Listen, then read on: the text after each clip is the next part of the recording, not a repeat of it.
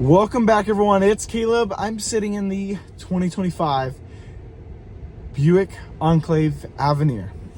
And now I'm only in the Avenir for one reason, and that's because of this digital review camera mirror, which is the only trim level you can option it on. So let me flip you around and show you how to use it. So here we are with our digital review camera mirror on. Now to turn it off, you have the tab here. You push that back, and now you have your normal rear view mirror.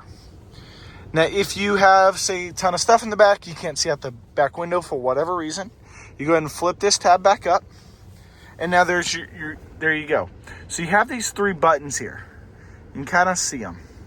So you've got this little tab that's in the way, but there's a button here, one button here, and one button here. You click this button on the furthest of the left, and you can go through your brightness. Now you have a couple different options, about 5. You can raise and lower the brightness. You have magnification, so there's 2 different options there. And then you can change the level. There's a total of about 7. There's a total of about 7 different levels from lowest to highest. And you can see it there. I'll put it about the middle.